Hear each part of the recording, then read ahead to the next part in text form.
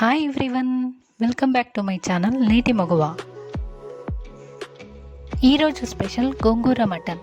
ఈ గోంగూర అనగానే మమ్మమ్మ చేసే గోంగూర మటన్ గుర్తొస్తుంది. చాలా చాలా బాగా చేస్తారు.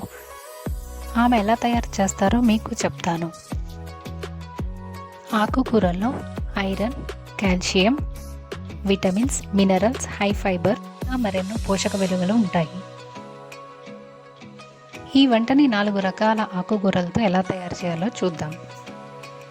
వాటికి కావాల్సిన ఆకుకూరలు గోంగూర, చుక్కకూర, మెంతుకూర, సోయాకు మరియు కొత్తిమీర.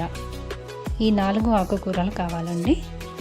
ఈ ఆకుల్ని చిన్న చిన్నగా కట్ చేసుకొని ఉంచుకోవాలి. తర్వాత ఒక ఉల్లిపాయ, 8 పచ్చిమిరపకాయలు, జీలకర్ర, కారం, పసుపు, ఉప్పు.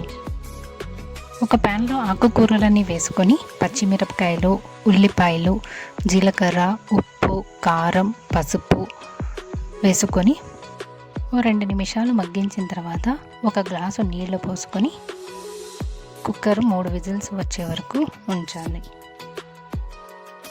ఉడికిన గోంగూరని మెత్తగా పప్పుగుత్తతో ఎనుపుకొని పక్కన ఉంచుకోవాలి. ఇప్పుడు మటన్ని ఉడకబెట్టుకుందామండి. నేను 1/2 కేజీ మటన్ తీసుకున్నాను. ఒక ప్యాన్లో కొంచెం నూనె వేసి 2 నిమిషాలు వేగిన తర్వాత పసుపు, ఉప్పు, అల్లం వెల్లుల్లి పేస్ట్ 1 స్పూను నూనె వేసుకొని 2 గ్లాసుల నీళ్లు పోసుకొని 6 విజిల్స్ వచ్చే వరకు ఉడికించుకోవాలి. మటన్ తొందరగా ఉడకాలంటే దానిలో కొబ్బరి పెంకు కానీ, బొప్పాయి చెట్టు ఆకు కానీ వేస్తే సరిపోతుంది.